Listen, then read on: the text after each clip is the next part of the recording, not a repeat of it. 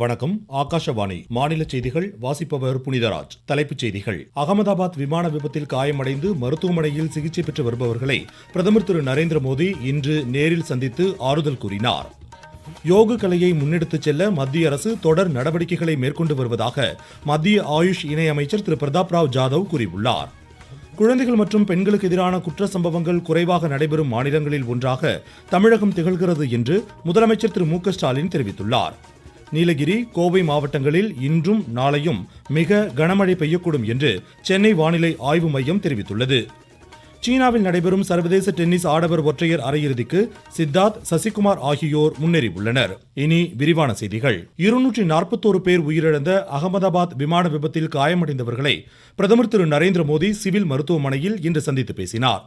இத்துயர சம்பவத்தால் நாட்டு மக்கள் பெரும் அதிர்ச்சியில் உள்ளதாகவும் ஏராளமானோர் உயிரிழக்க காரணமான இந்த சம்பவம் குறித்து விவரிக்க வார்த்தைகள் இல்லை என்றும் பிரதமர் தமது சமூக வலைதள பதிவில் கூறியுள்ளார்.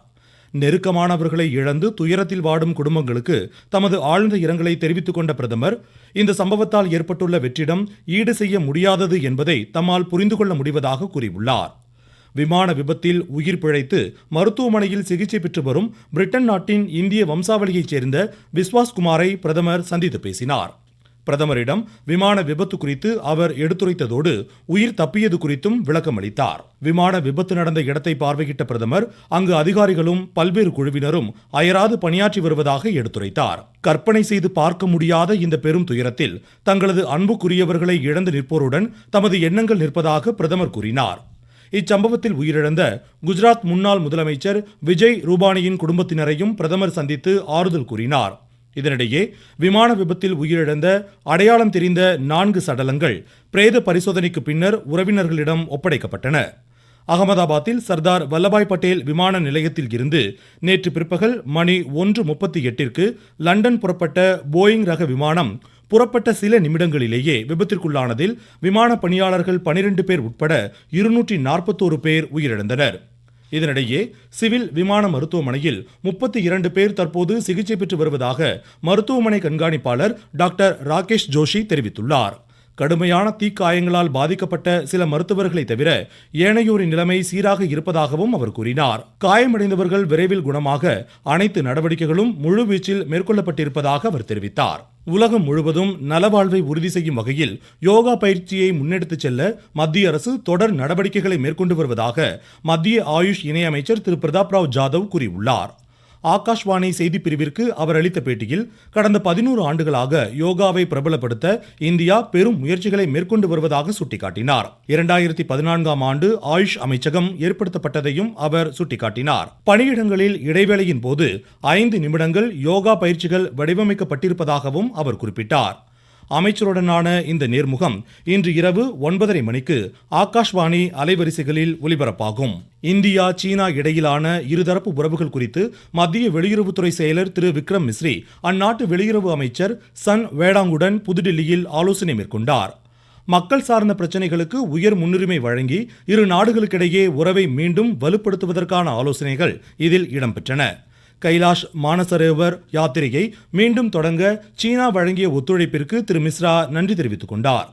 பொருளாதாரம் மற்றும் வர்த்தகம் சார்ந்த பேச்சுவார்த்தைகளை முன்னெடுத்துச் செல்லவும் இரு நாடுகளும் ஒப்புக்கொண்டுள்ளன. இரு நாடுகளுக்கிடையிலான நேரடி விமான போக்குவரத்தை மீண்டும் தொடங்கவும் இதில் முடிவெடுக்கப்பட்டது. விசா தொடர்பான நடைமுறை சாத்தியங்களை எளிதாக்கி ஊடகங்கள் மற்றும் உயர்நிலை ஆய்வு பரிவர்த்தனைகளை தொடரவும் இதில் விவாதிக்கப்பட்டது. ஈரான் மீது இஸ்ரேல் தாக்குதல்களை நேற்று தொடங்கிய நிலையில் ஈரான் மற்றும் இஸ்ரேலில் உள்ள இந்தியர்கள் பாதுகாப்பாக இருக்க இந்திய தூதரகம் அறிவுறுத்தியுள்ளது. முன்னதாக ஈரானை இலக்காக கொண்டு ஆபரேஷன் ரைசிங் லயன் ராணுவ நடவடிக்கை தொடங்கப்பட்டதாக இஸ்ரேல் பிரதமர் பெஞ்சமின் நேத்தன்யாகு அறிவித்தார். இதனிடையே இஸ்ரேல் இந்த தாக்குதலை ஒருதலைபட்சமாக தொடங்கியதாகவும் அமெரிக்காவிற்கு இதில் எந்தவித தொடர்பும் இல்லை எனவும் அந்நாட்டு பாதுகாப்பு அமைச்சகம் தெரிவித்துள்ளது. இப்பிராந்தியத்தில் நிறுத்தப்பட்டுள்ள அமெரிக்க படைகளை பாதுகாப்பதற்கு உயர் முன்னுரிமை வழங்கப்படும் என்றும் அமெரிக்கா தெளிவுபடுத்தியுள்ளது. இந்நிலையில் இரு நாடுகளுக்கிடையிலான பதற்றம் குறித்து இந்தியா தனது கவலையை வெளியிட்டுள்ளது. பேச்சுவார்த்தை மற்றும் அரசியல் நடவடிக்கைகள் மூலம் சுமூக தீர்வு காண இந்தியா அறிவுறுத்தியுள்ளது. ஈரான், இஸ்ரேல் நாடுகளுக்கிடையிலான நிலைமையை இந்தியா உன்னிப்புடன் கண்காணித்து வருவதாக வெளியுறவுத்துறை அமைச்சகம் கூறியுள்ளது. இரு நாடுகளும் இந்தியாவின் நட்புறவு நாடுகள் என்பதால் தேவையான உதவிகள் வழங்கப்படும் என்றும் இந்தியா கூறியுள்ளது. நீங்கள் கேட்டுக்கொண்டிருப்பது ஆகாஷவாணியின் மாநில செய்தி அறிக்கை.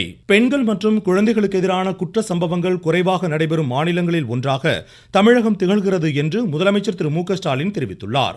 தேசிய குற்ற ஆவண காப்பகத்தின் தரவுகளை சுட்டிக்காட்டி இன்று முதலமைச்சர் வெளியிட்டுள்ள சமூக வலைதள பதிவில் போக்சோ குற்றங்களை எந்தவித அச்சமும் இல்லாமல் காவல் நிலையங்களில் நம்பிக்கையோடு புகார் அளிக்கும் விழிப்புணர்வு அதிகரித்து வருவதாக கூறியுள்ளார். இதன் மூலம் குற்றவாளியை உடனடியாக கைது செய்து தண்டனை பெற்றுத்தருவதோடு எதிர்காலங்களில் குற்றங்களில் ஈடுபடாமல் தடுக்க நடவடிக்கை எடுக்கப்படுவதாக கூறினார். பாலியல் குற்றங்களில் விரைவான விசாரணை, அதிகபட்ச தண்டனை போன்றவற்றிற்கு முக்கியத்துவம் அளிக்கப்படுவதாகவும் முதலமைச்சர் குறிப்பிட்டுள்ளார். இதனிடையே திமுக தலைவரும் முதலமைச்சருமான திரு மு.க.ஸ்டாலின் சென்னை அண்ணா அறிவாலயத்தில் கட்சி நிர்வாகிகளுடன் இன்று ஆலோசனை மேற்கொண்டுள்ளார். வரும் சட்டமன்ற தேர்தலில் மேற்கொள்ளப்பட வேண்டிய நிலைப்பாடுகள் மற்றும் செயல் திட்டங்கள் குறித்து இதில் விவாதிக்கப்படுவதாக தெரிகிறது. உலக இரத்த கொடையாளர்கள் தினம் நாளை கடைபிடிக்கப்படுகிறது. இதையொட்டி நாடு முழுவதும் பல்வேறு விழிப்புணர்வு நிகழ்ச்சிகளுக்கு ஏற்பாடுகள் செய்யப்பட்டுள்ளன. இரத்த தானம் செய்வோம், நம்பிக்கையை ஏற்படுத்துவோம், ஒருங்கிணைந்து உயிர்களை காப்போம் என்ற கருப்பொருளுடன் இந்த ஆண்டு இத்தினம் கடைபிடிக்கப்படுகிறது.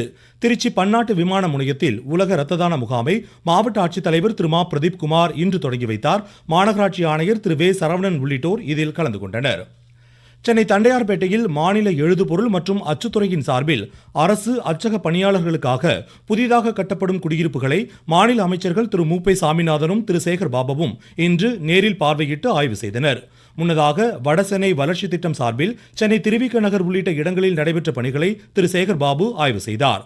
தொடர்ந்து கலை பண்பாட்டு அருங்காட்சியகம் சார்பில் வெளியிடப்பட்ட அறிவிப்புகள் தொடர்பாகவும் அமைச்சர் சாமிநாதன் சென்னை தலைமைச் செயலகத்தில் ஆலோசனை மேற்கொண்டார். திருப்பத்தூர் மாவட்டத்தில் வரும் 25, 26ஆம் தேதிகளில் நடைபெறவுள்ள அரசு நலத்திட்ட விழாவையொட்டி முன்னேற்பாடு பணிகளை மாநில பொதுப்பணித்துறை அமைச்சர் திரு ஏவ வேலு இன்று ஆய்வு செய்தார். நீலகிரி மாவட்டத்திற்கு கனமழை எச்சரிக்கை விடுக்கப்பட்டுள்ள நிலையில் 30 பேர் கொண்ட தேசிய பேரிடர் மீட்பு குழுவினர் வருகை தந்துள்ளனர். இந்நிலையில் கனமழையால் மூடப்படும் சுற்றுலா தலங்களுக்கு செல்வதை பொதுமக்கள் தவிர்க்க வேண்டும் என்று ஆட்சித்தலைவர் திருமதி லட்சுமி பவ்யா தண்ணீர் கேட்டுக் கொண்டுள்ளார். மழை பாதிப்புகளை எதிர்கொள்ள தீயணைப்பு வருவாய்த்துறையினர், மாநில பேரிடர் மீட்பு படையினர் தயாராக உள்ளதாக எமது செய்தியாளர் தெரிவிக்கிறார். தென்மேற்கு பருவமழை தீவிரமடைந்துள்ள நிலையில் நாளை மற்றும் நாளை மறுநாள் நீலகிரியில் மிக கனமழை பெய்யும் என இந்திய வானிலை ஆய்வு மையம் ரெட் அலர்ட் எச்சரிக்கை விடுத்துள்ளது. இதனையடுத்து மழை பாதிப்புகளை எதிர்கொள்ள மாநில பேரிடர் மீட்பு படை, தீயணைப்பு துறையினர், வருவாய்த்துறையினர் என அனைத்து துறையினரும் தயார் நிலையில் உள்ளனர். அரக்கோணத்திலிருந்து 30 பேர் கொண்ட தேசிய பேரிடர் மீட்பு படையும் வரவழைக்கப்பட்டுள்ளது. மழை பாதிப்புகளை கண்காணிக்க மாவட்டம் முழுவதும் 43 மண்டல குழுக்கள் தயார் நிலையில் உள்ளது. கனமழையொட்டி மூடப்படும் சுற்றுலா தலங்களுக்கு சுற்றுலா பயணிகள் செல்லக்கூடாது எனவும் மாவட்ட நிர்வாகம் சார்பில் அறிவுறுத்தப்பட்டுள்ளது. உதகையிலிருந்து சரவணன். நாமக்கல் மாவட்டம் வேட்டாம்பாடி கிராமத்தில் சிறப்பு கால்நடை சுகாதாரம் மற்றும் விழிப்புணர்வு முகாமை ஆட்சித்தலைவர் டாக்டர் உமா தொடங்கி வைத்தார். இம்முகாமில் 1000க்கும் மேற்பட்ட கால்நடைகளுக்கு நோய் தடுப்பு மருந்துகள், தடுப்பூசிகள் வழங்கப்பட்டன.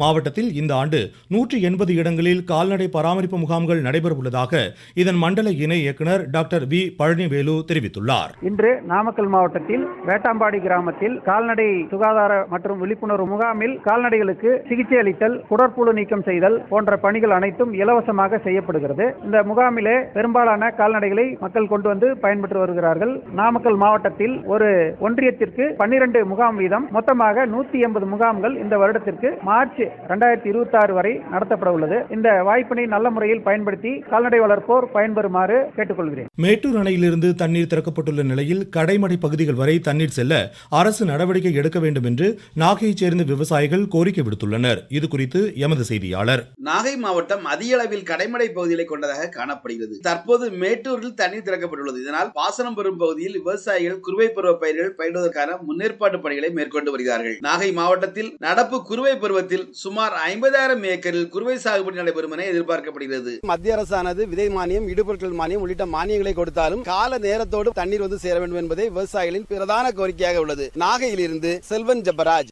வளிமண்டல கீழடுக்கு சுழற்சி காரணமாக நீலகிரி, கோவை மாவட்டங்களில் இன்றும் நாளையும் மிக கனமழையும், திருநெல்வேலி, ஈரோடு, கிருஷ்ணகிரி, தருமபுரி, தென்காசி, தேனி, கன்னியாகுமரி மாவட்டங்களில் கனமழையும் பெய்ய வாய்ப்புள்ளதாக சென்னை வானிலை ஆய்வு மையம் தெரிவித்துள்ளது. சீனாவில் நடைபெறும் சர்வதேச டென்னிஸ் ஆடவர் ஒற்றையர் அரையிறுதிக்கு இந்தியாவின் சித்தார்த், விஸ்வகர்மா ஆகியோர் முன்னேறியுள்ளனர். இன்று நடைபெற்ற காலிறுதியில் சித்தார்த் அமெரிக்காவின் இவான் சூவை 6-3, 2-6, 6-4 என்ற செட்களில் வென்றார். மீண்டும் தலைப்புச் செய்திகள். அகமதாபாத் விமான விபத்தில் காயமடைந்து மருத்துவமனையில் சிகிச்சை பெற்று வருபவர்களை பிரதமர் திரு நரேந்திர மோடி இன்று நேரில் சந்தித்து ஆறுதல் கூறினார். யோக கலையை முன்னெடுத்துச் செல்ல மத்திய அரசு தொடர் நடவடிக்கைகளை மேற்கொண்டு வருவதாக மத்திய ஆயுஷ் இணை அமைச்சர் திரு பிரதாப் ராவ் ஜாதவ் கூறியுள்ளார். குழந்தைகள் மற்றும் பெண்களுக்கு எதிரான குற்ற சம்பவங்கள் குறைவாக நடைபெறும் மாநிலங்களில் ஒன்றாக தமிழகம் திகழ்கிறது என்று முதலமைச்சர் திரு மு.க. ஸ்டாலின் தெரிவித்துள்ளார். நீலகிரி, கோவை மாவட்டங்களில் இன்றும் நாளையும் மிக கனமழை பெய்யக்கூடும் என்று சென்னை வானிலை ஆய்வு மையம் தெரிவித்துள்ளது. சீனாவில் நடைபெறும் சர்வதேச டென்னிஸ் ஆடவர் ஒற்றையர் அரையிறுதிக்கு சித்தார்த், சசிகுமார் ஆகியோர் முன்னேறியுள்ளனர். இத்துடன் இந்த செய்தி அறிக்கை முடிவடைந்தது.